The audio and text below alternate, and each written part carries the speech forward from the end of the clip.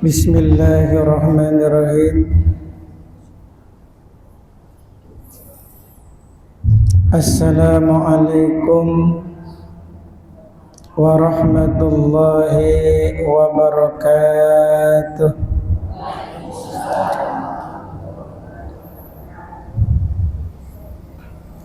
Nahmaduhu wa nusalli wa nusallimu ala rasulihil karim.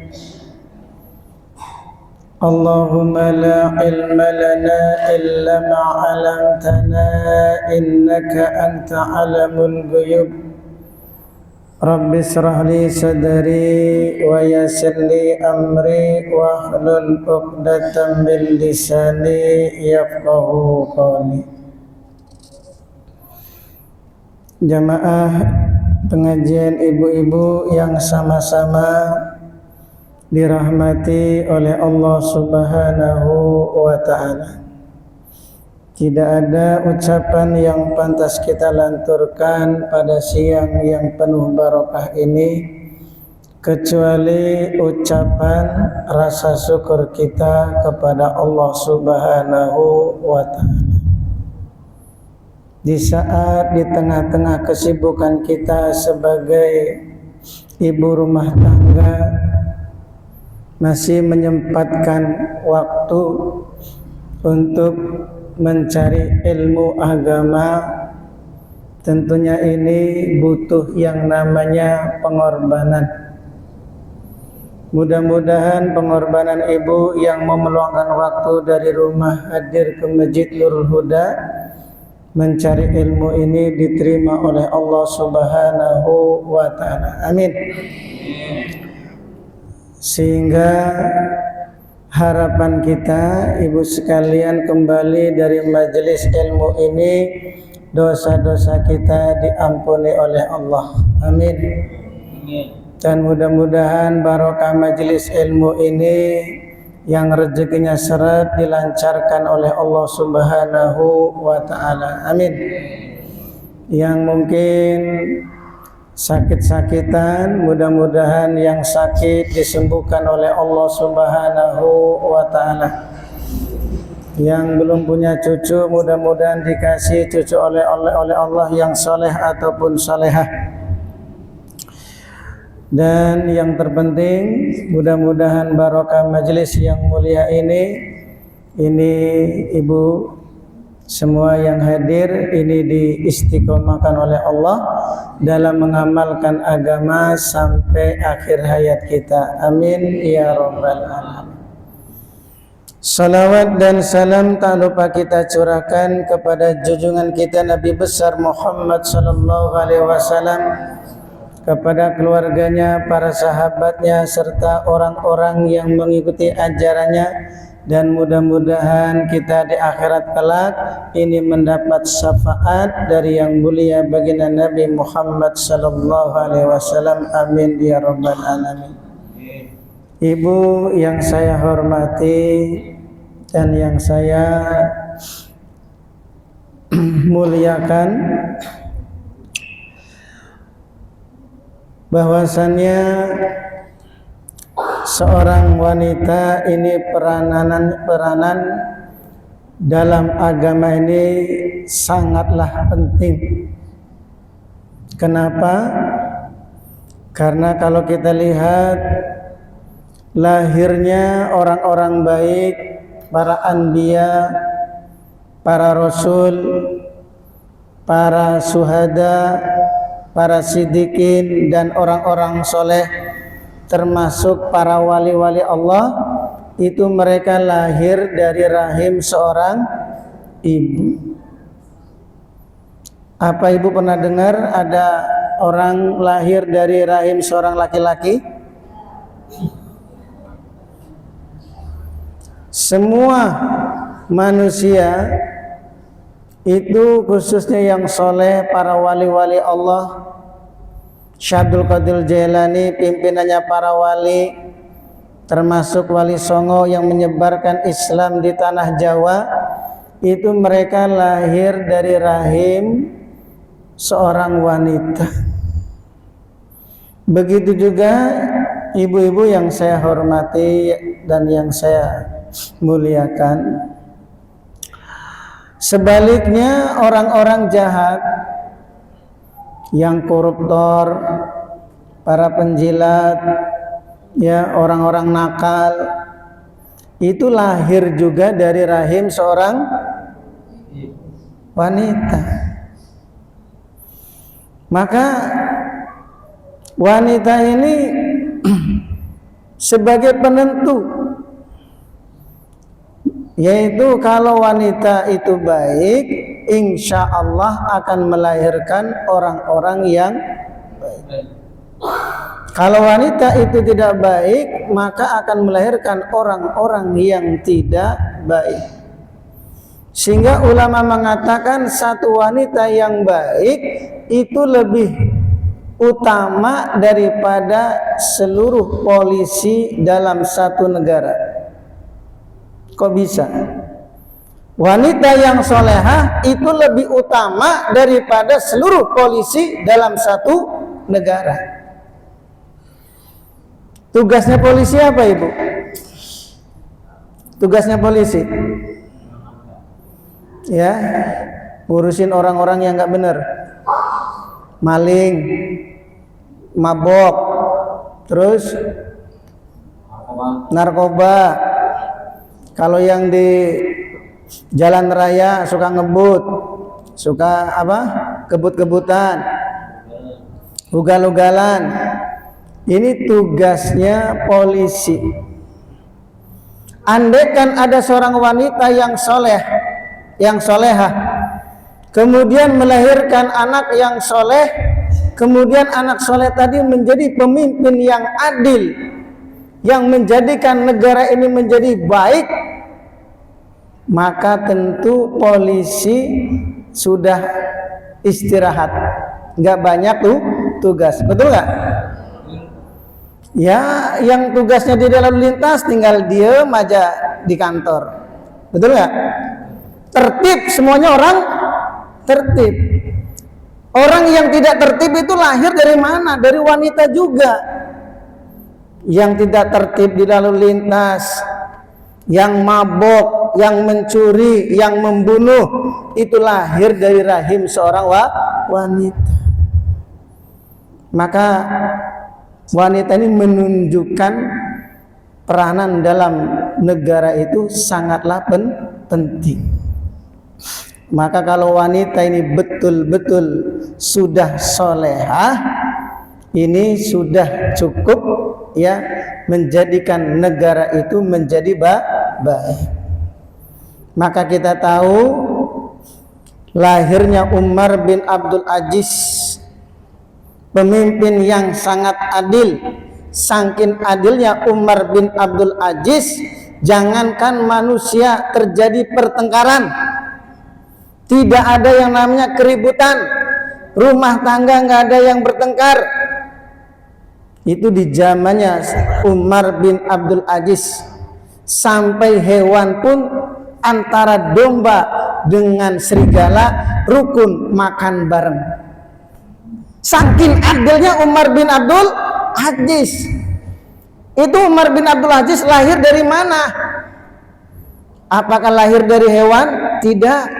Lahir dari seorang wanita yang sangat soleh.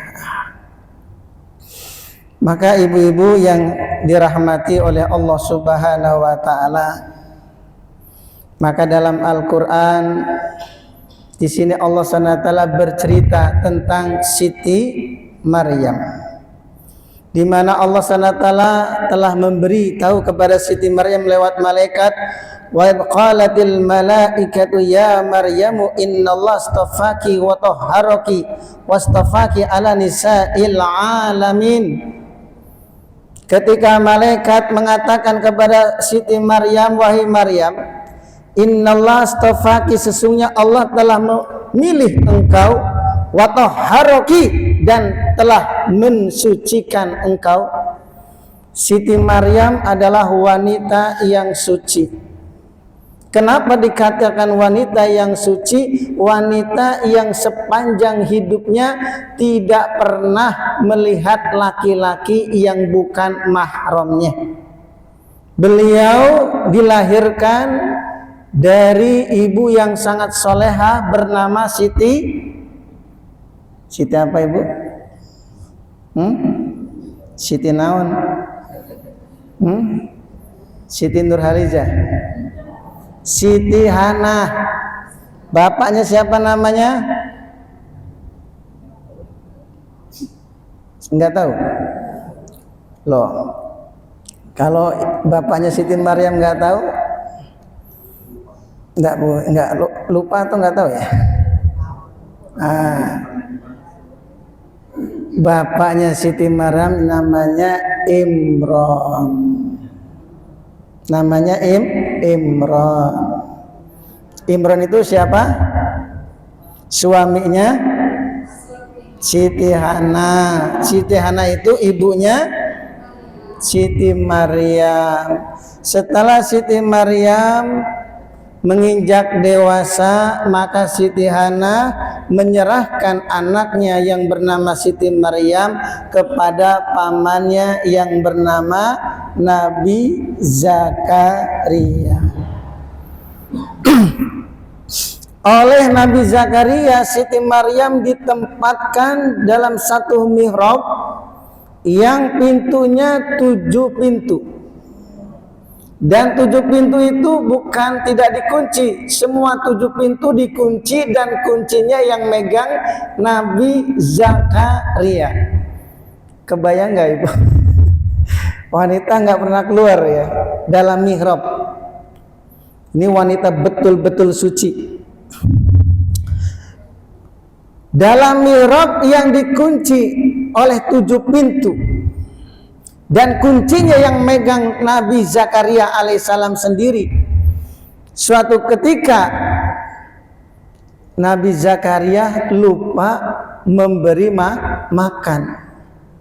Maka begitu Nabi Zakaria masuk ke mihrabnya Siti Maryam, ternyata di sisi Siti Maryam sudah ada buah-buahan yang datang dari surga. Ini pelajaran ibu ya. Wanita itu kalau sudah solehah, ini mengalahkan 70 wali. Mengalahkan 70 wali. Satu wali, kalau di Pali ini ada satu wali, bukan wali murid. Ya. Nanti ibu panggil, wow, wali banyak Pak Ustadz di sini. Wali murid. Terus kalau di Pali ini ada satu wali saja. Ini namanya Pali ini barokah, nggak pernah kekeringan. Kalau wali itu doa minta hujan, seketika langsung turun hujan. Ini kekuatannya doa seorang wali. Nah, sedangkan wanita yang solehah ini mengalahkan 70 wali. Kira-kira doanya bagaimana hebatnya seorang wanita yang solehah. Maka Siti Maryam wajar mampu mendatangkan makanan langsung dari surga. Ting. Nah, ada buah-buahan ya. Ibu nggak bisa dibayangkan ya, tiba-tiba ting langsung ada buah-buahan. Nah, inilah pelajaran Allah ceritakan dalam Al-Quran. Ini bukan dongeng, tapi siapapun wanita berhak menjadi seperti Siti Maryam, karena Siti Maryam bukan nabi, bukan rasul. Ingat, Siti Maryam itu bukan nabi, bukan rasul. Andai kan nabi dan rasul, tentu kita nggak bisa niru. Tapi Siti Maryam bukan nabi dan bukan rasul, menunjukkan siapapun wanita itu berhak menjadi seperti Siti Maryam yang doanya layak sebagaimana doanya Siti Maryam yang mampu mendatangkan buah-buahan dari surga. Oleh karena Siti Maryam yang hari-hari dalam mihrab tidak pernah dilihat oleh laki-laki yang bukan mahram dan tidak pernah melihat laki-laki yang bukan mahram, sehingga rahimnya itu betul-betul suci. Dari rahim yang suci inilah layak melahirkan seorang anak menjadi nabi yang bernama Nabi Isa alaihissalam, yang Allah sendiri telah memberi kabar, innallaha yubasysyiruki bikalimatin minhu ismuhu Masih Isa ibnu Maryam, namanya Isa ibnu Maryam. Jadi nama Isa sendiri sudah dikasih nama oleh Allah Subhanahu wa taala, namanya Isa ibnu Maryam. Wajihan, akan menjadi orang yang terkenal di dunia, baik di dunia wal akhirah dan di akhirat, wa minal muqarrabin, dan dia termasuk orang-orang yang dekat kepada Allah. Jadi Nabi Isa nanti turun ke dunia di akhir zaman yang akan membunuh Dajjal. Itu ibu ya, jangan lihat hebatnya Nabi Isa yang akan menjadi ratu keadilan. Dunia ini menjadi aman di saat dipimpin oleh Imam Mahdi dan Nabi Isa. Tapi lihatlah, itu lahirnya Nabi Isa dari mana itu? Dari rahim seorang wanita. Wanita yang bagaimana? Wanita yang rahimnya sangat suci. Maka ini pelajaran, ketika seorang wanita yang betul-betul menjaga kehormatannya, tidak suka dilihat oleh laki-laki yang bukan mahramnya. Wanita yang soleh ini bukan berarti tidak pernah dilihat oleh laki-laki, Bu ya. Bukan tidak pernah dilihat. Kalau nggak pernah dilihat kita susah ya, ibu nggak bisa keluar ya. Maksudnya wanita yang soleha ini dia tidak suka di saat dilihat laki-laki yang bukan mahram, apalagi bikin status. Nah ini yang nggak baik, ini bikin status. Nanti dilihat, siapa-siapa yang lihat nih. Siapa-siapa yang lihat. Itu namanya suka dilihat orang lain.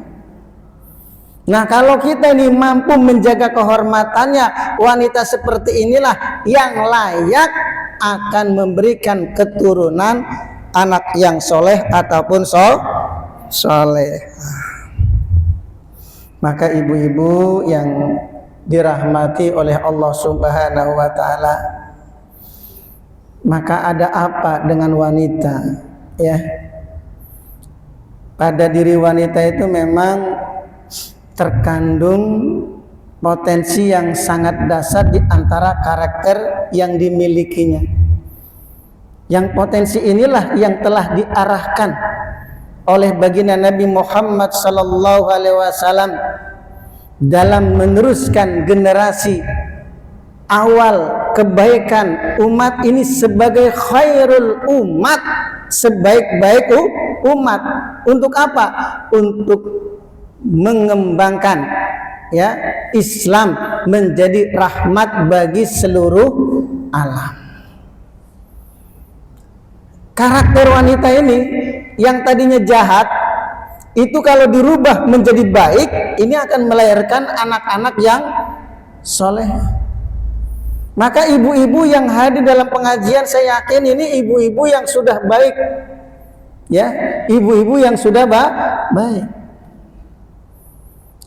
Kalau sudah rutin hadir dalam pengajian, ini menunjukkan wanita-wanita yang dalam hatinya ada kecintaan terhadap agama. Kalau ada orang bilang, ngapain pengajian ibu-ibu seperti itu ya, Justru orang yang tidak pernah duduk dalam pengajian, yaitu yang perlu dipertanyakan agamanya. Karena wanita ini memiliki potensi yang sangat luar biasa. Kalau dia jahat, akan melahirkan anak-anak yang jahat. Tapi kalau dia baik, akan melahirkan anak-anak yang baik. Berapa banyak seorang pelacur yang melahirkan ulama-ulama? Betul. Banyak orang-orang soleh itu lahir dari para pelacur. Di saat seorang pelacur itu betul-betul taubat kepada Allah. Jadi karakter pada diri seorang wanita yang jelek begitu diarahkan menjadi baik, itu mampu melahirkan anak yang soleh ataupun solehah. Begitu juga sebaliknya, ahli kebatilan, mereka telah menggunakan potensi yang ada pada diri wanita dengan menjadikan mesin-mesin penyebar kebatilan dari ujung rambut sampai ujung kaki. Makanya sponsor apa? Sabun. Ada nggak sponsor sabun laki-laki, Ibu? Ada nggak sponsor sabun Gip laki-laki, ada nggak? Ibu pernah lihat? Sponsor sampo. Sponsor, jangankan sampo, ini yang sponsor aki. Tahu aki? Aki itu untuk apa, Bu? Baterai. Itu pun yang memberi sponsor seorang wanita. Orang-orang ahli kebatilan telah mempergunakan seorang wanita sebagai mesin-mesin penyebar kemaksiatan. Coba, yang menjadi sasaran itu seorang wanita. Dengan digaji yang cukup besar, dia menjadi sponsor. Ya, karena orang akan tertarik dengan melihat seorang wanita. Tentu wanita yang dicari itu wanita-wanita yang muda. Ibu-ibu di sini alhamdulillah ya. Ini ada hikmahnya, Ibu ya, ada hikmahnya. Jadi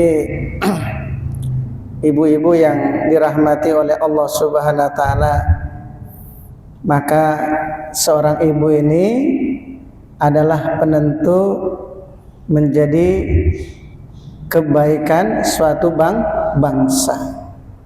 Insya Allah kalau kita hari-hari ibadah, rutin pengajian, sibuk dalam kebaikan-kebaikan, insya Allah umat ini akan menjadi baik.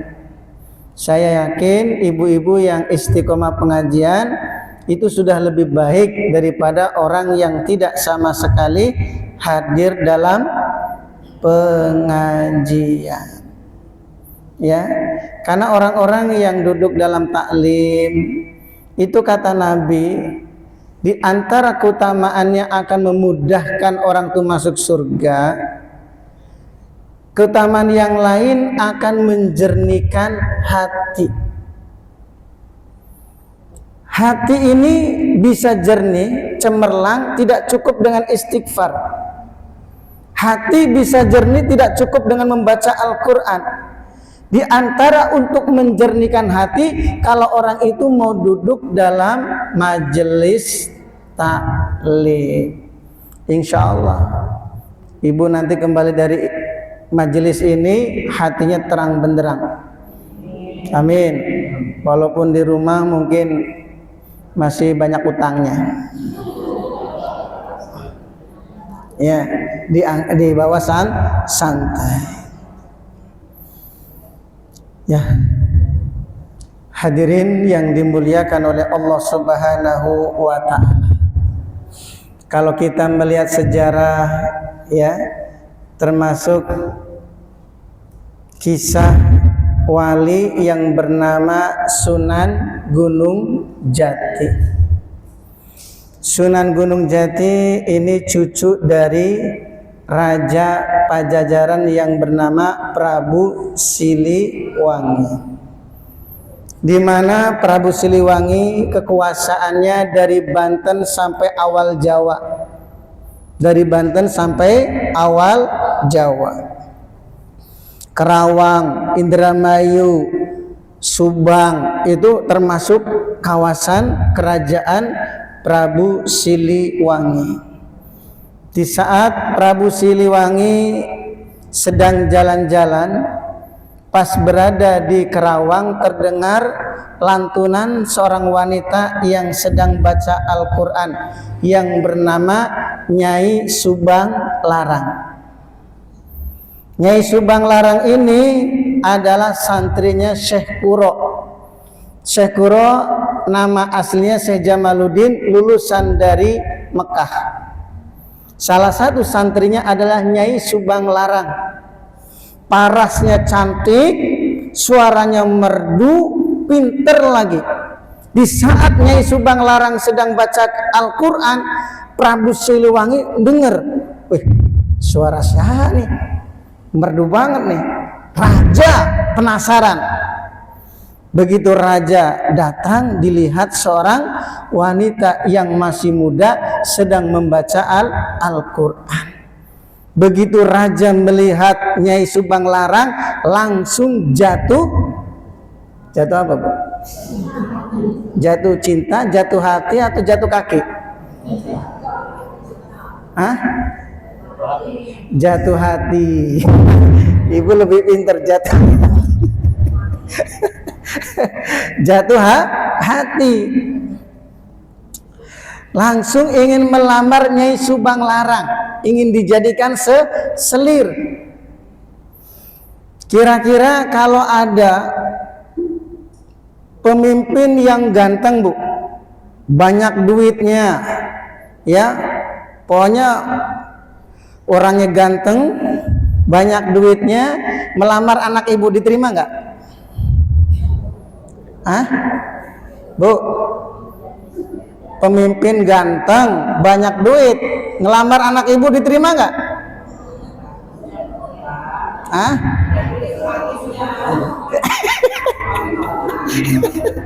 Diterima nggak, Ibu? Jangan dulu. Ketika Prabu Siliwangi mau melamar Nyai Subang Larang, karena hari-hari Nyai Subang Larang itu membaca Al-Quran, itu kata-katanya dijaga. Dia tidak mau menerima lamaran Prabu Siliwangi walaupun orangnya ganteng, kekuasaannya dari Banten sampai awal Jawa. Dia tidak menerima lamaran Prabu Siliwangi sebelum Prabu Siliwangi masuk Islam. Ini hebatnya Nyai Subang Larang. Kira-kira kalau anak kita nih tergoda nggak, Bu? Raja, kekuasaannya dari Banten sampai awal Jawa. Mikir Ibu ya, wah lumayan nih. Punya mantu raja nih. Nyai Subang Larang tidak tergiur sedikit pun. Dia akan menerima lamaran Prabu Siliwangi kalau Raja Prabu Siliwangi mau masuk Islam. Nah, singkat cerita, Prabu Siliwangi masuk Islam kemudian menikahi Nyai Subang Larang.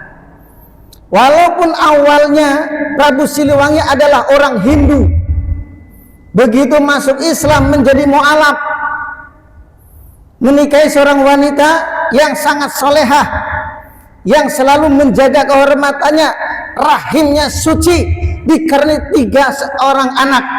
Yang pertama anaknya bernama Walang Sungsang. Nggak tahu lahirnya gimana, Sungsang kali ya.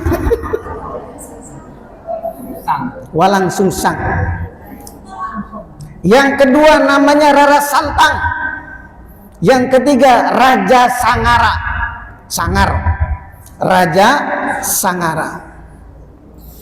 Anak yang bernama siapa tadi? Walang Sungsang diganti namanya Abdullah Iman. Rara Santang diganti namanya Syarifah Mudai. Kemudian setelah dewasa, siapa tadi? Rara Santang yang namanya sudah diganti dengan Syarifah Mudai sama Abdullah Iman ini pergi ke tanah suci untuk menunaikan ibadah haji.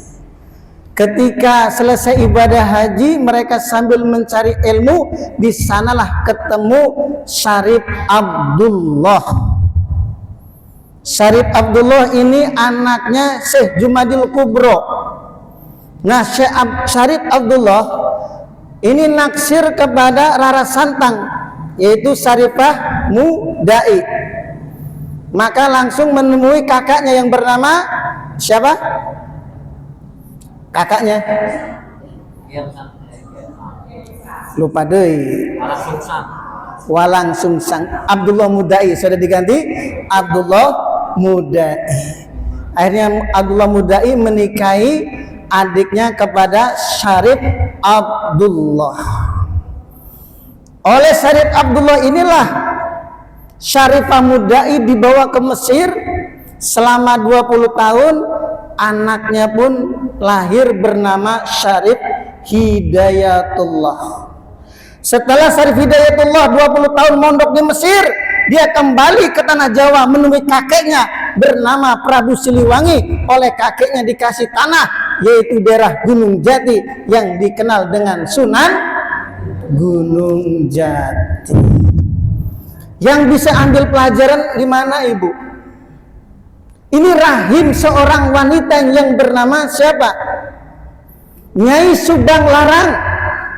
Walaupun bapaknya awalnya seorang Hindu, tapi ibunya seorang wanita solehah, mampu melahirkan anak yang soleh-solehah, termasuk Syarif Hidayatullah, itu cucu daripada Prabu Siliwangi yang ibunya bernama Nyai Subang Larang, yang selalu menjaga kehormatannya dan rajin membaca Al-Quran. Ini pelajaran, Ibu, ya. Jadi rahim itu kan ibarat ladang yang subur. Kalau bapak ini kan bibit. Bibit kalau unggul selama apa? Ladangnya nggak subur, ini hasilnya kurang bagus. Betul nggak? Bibit unggul, tapi ladangnya nggak subur, mati. Bibitnya nggak unggul, tapi ladangnya subur, akan tumbuh bagus. Betul nggak? Yang lebih bagus tuh bibitnya unggul, ladangnya subur. Itu mantep. Makanya kalau lihat Pak Kiai kok istrinya kok masih muda, jangan lihat mudanya, Ibu. Pak Kiai itu benihnya itu benih unggul. Ya, benihnya unggul, melahirkan generasi-generasi yang baik. Jangan tukang mabok. Tukang mabok istrinya 4. Ya, preman istrinya 4. Punya anak preman deui. Betul nggak? Yang harus perbanyak anak tuh ya para kiai. Kalau Ustadz banyak nggak, Ibu? Kalau Ustadz 1, kiai boleh banyak. Kalau gitu saya ingin jadi kiai aja lah. Jadi disinilah pentingnya orang soleh memperbanyak anak, tujuannya untuk menyebarkan benih-benih kebaikan. Jangan dibalik, istri koruptor, istrinya di mana-mana. Anaknya ya nakal juga terus. Nanti anaknya jadi pejabat, koruptor deh. Betul nggak? Coba para santri itu loh yang harus banyak anaknya. Orang-orang soleh, termasuk jamaah Nurul Huda nih, bapak-bapaknya harus banyak anak. Udah tua semua. Udahlah. Ya. Maka ini penting ya bagi seorang ibu untuk senantiasa menyibukkan diri dalam kebaikan-kebaikan, ya walaupun ibu sudah tua, tentu ibu punya anak, ya mengingatkan kepada anak-anaknya untuk senantiasa rajin ibadah, rajin baca Al-Quran, dengan harapan walaupun sumpama suaminya enggak soleh, insya Allah barokah dari wanitanya yang soleh akan melahirkan anak-anak yang soleh ataupun soleha. Seperti Prabu Sili, walaupun mu'alaf orang Hindu, begitu masuk Islam menikahi Nyai Subang Larang, karena Nyai Subang Larang wanita yang soleha, melahirkan anak-anak yang soleh, yaitu termasuk Syarif Hidayatullah yang dikenal dengan Sunan Gunung Jati. Ya, saya kira pertemuan taklim sampai